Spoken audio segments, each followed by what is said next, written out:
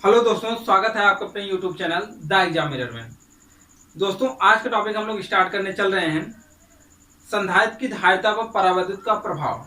अर्थात जब किसी संधारित्र अर्थात कैपेसिटर के बीच में कोई परावैद्युत मटेरियल अर्थात डाइलेक्ट्रिक मटेरियल रखा जाता है तो उसके कारण पूरे संधारित्र की धारिता बढ़ जाती है अथवा घट जाती है।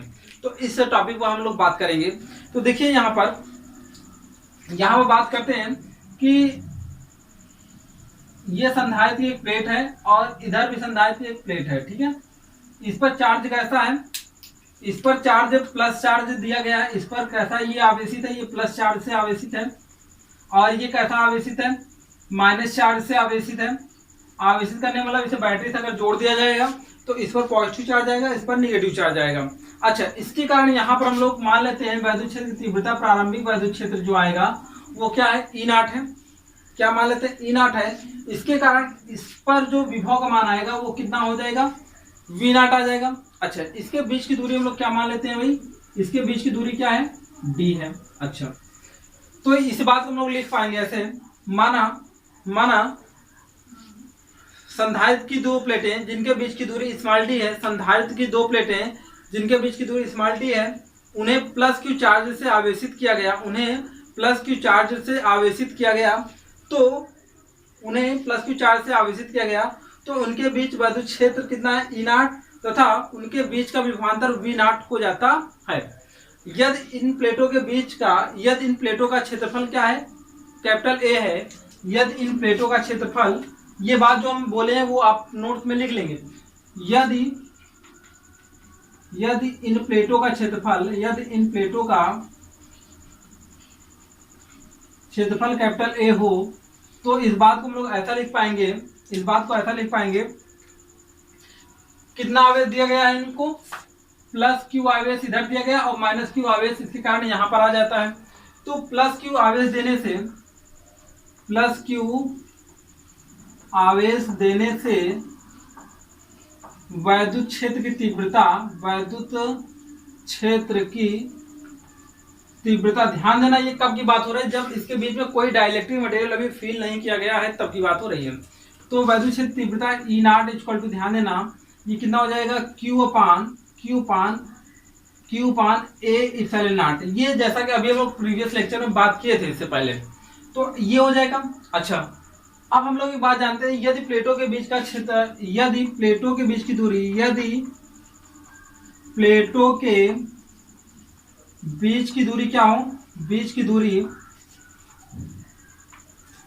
यदि प्लेटों के बीच की दूरी स्मॉल d हो, क्या हो, स्मॉल d हो, तो हम लोग एक बात जानते हैं, यदि प्लेटों के बीच की दूरी स्मॉल d हो और विभवांतर V0 पता हो और E0 पता हो तो हम लोग एक फॉर्मूला जानते हैं, E0 equal to V0 upon D। क्या जानते हैं, E0 equal to V0 upon D। अच्छा, V0 की वैल्यू अगर हम लोग निकालना चाहते हैं तो V0 इक्वल टू आ जाएगा E0 इंटू क्या हो जाएगा, D हो जाएगा। अच्छा, E0 की वैल्यू भी यहाँ पर रखा जा सकता है, क्या रखा जा सकता है, E0 की वैल्यू रखा जा सकता है। तो देखिए V0 equal to Q A epsilon naught into क्या हो जाएगा, D हो जाएगा। ये वैल्यू आगे हम लोग अभी याद रखेंगे।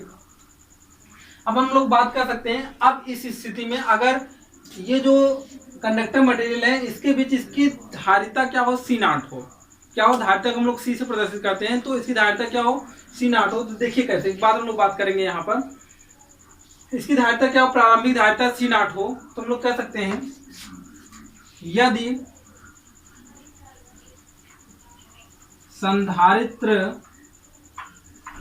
की धारिता क्या हो,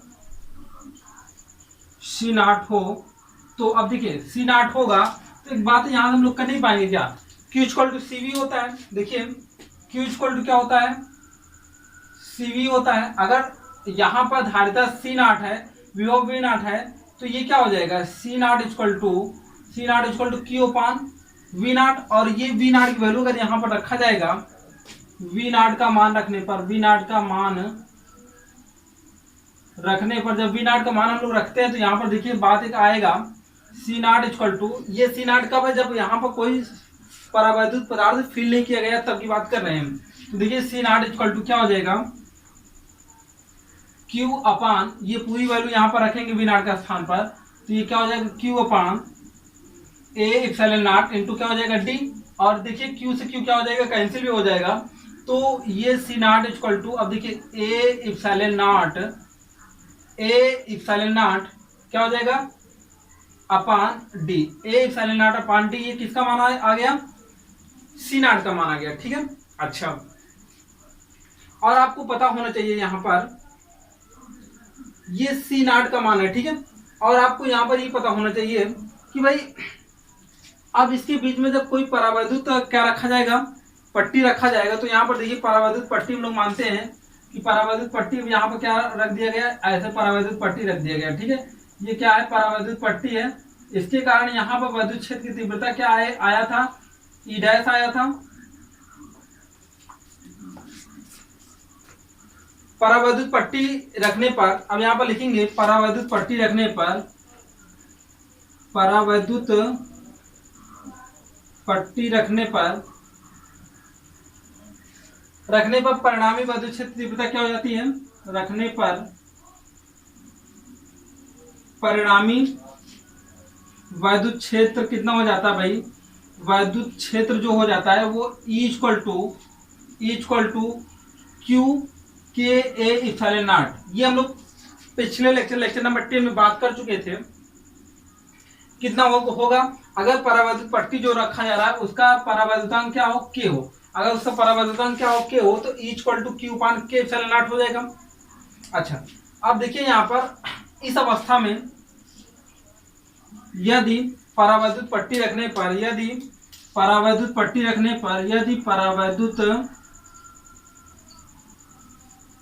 रखने पर,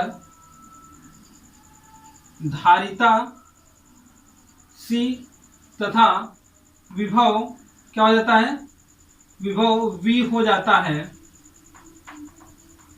विभव क्या हो जाता है भैया, V हो जाता है, तो इस केस में हम लोग बात कर पाएंगे। तो यहाँ पर देखिए जो संबंध है यहाँ पर है Q equal to C V, Q equal to क्या होता है, CV होता है, तो इस बात को हम लोग ऐसा लिख पाएंगे,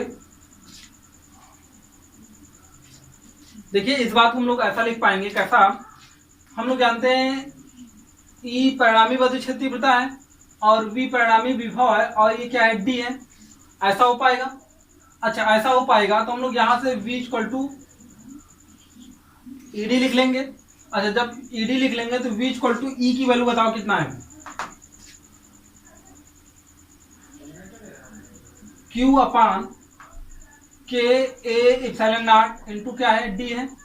अच्छा, अभी आप लोग एक बात देखेंगे यहाँ पर, अब इस अवस्था में धारिता कितनी है, अगर आप लोग बात करें तो धारिता कितनी भैया, इस अवस्था में माना गया C है, तो हम लोग लिख पाएंगे, तो धारिता C इक्वल टू, या यहाँ नीचे लिखते हैं C इक्वल टू कितना हो पाएगा, Q अपान V हो पाएगा, Q अपान V हो पाएगा, और V की वैल्यू जैसे ही रखेंगे, देखिएगा V की वैल्यू जैसे ही रखा जाएगा, C equal to Q upon V की वैल्यू रखेंगे तो ये Q अपान के ए इप्सिलॉन नॉट इंटू क्या आ जाएगा, D आ जाएगा, क्या आ जाएगा, D आ जाएगा। तो आगे इसे हम लोग इसे अच्छे से लिखते हैं थोड़ा सा, देखिए क्या हो जाएगा, C इक्वल टू Q अपान के इप्सिलॉन नॉट, के ए इप्सिलॉन नॉट, सॉरी, Q अपान, अब V की वैल्यू रखेंगे तो Q अपान, देखिए के ए इप्सिलॉन नॉट इंटू क्या आ जाएगा, D आ जाएगा, दिस इज अ D, और यहाँ से देखिए Q से Q क्या हो जाएगा, कैंसिल हो जाएगा। एक बात यहाँ पर हम लोग लिख पाएंगे, देखिए क्या लिख पाएंगे, C इक्वल टू देखिए ये आ जाएगा K, और यहाँ पे इस बात को ऐसा हम लोग लिख पाएंगे ए इप्सिलॉन नॉट अपान क्या हो जाएगा, D, और आप लोग देख रहे हो ए इप्सिलॉन नॉट अपान D को हम लोग क्या कहते हैं, C नॉट कहते हैं, तो ये this is D not A, C equal to ये क्या हो जाएगा, K इंटू ये हो जाएगा C नॉट। यहाँ से ये देखिए रिलेशन कुछ आया है, यह रिलेशन बहुत इंपॉर्टेंट है और यही हमारा उद्देश्य था पता करना, यही हमारा क्या था, उद्देश्य पता करना था, C equal to K epsilon naught, sorry, C equal to K C not.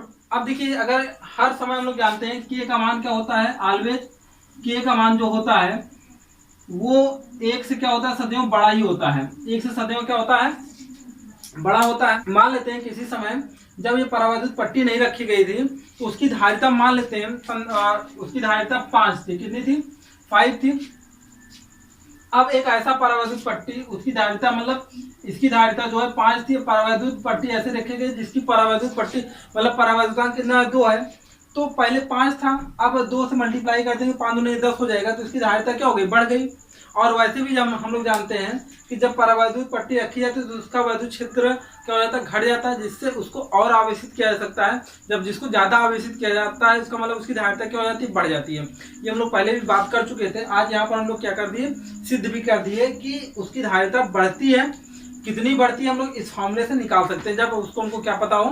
प्रारंभिक जो है धारिता पता हो और साथ में उसका परावैद्युतांक आपको पता हो तो हम लोग ज्ञात कर सकते हैं। यही लास्ट में लिखेंगे। अतः स्पष्ट है दोनों प्लेटों के बीच जो है, दोनों प्लेटों के बीच संधारित्र प्रयोग करने से उसकी धारिता क्या हो जाती है? पहले की अपेक्षा बढ़ जाती है। ठीक है, कितना बढ़ती है? तो k गुना बढ़ जाती है। कितनी बढ़ जाती है? जितना उसका परावैद्युतांक होता है उतने गुना क्या हो जाती है? संधारित्र की धारिता बढ़ जाती है। मैं आशा करता हूं कि आपको ये लेक्चर पसंद आया होगा। अगर वीडियो आपको पसंद आया हो तो इस वीडियो को लाइक जरूर करें। जो दोस्त इस चैनल पर पहली बार आए हैं वो चैनल को जरूर सब्सक्राइब करें और साथ ही साथ अपने दोस्तों को यह वीडियो जरूर भेजें। मिलते हैं अगले वीडियो में। जय हिंद।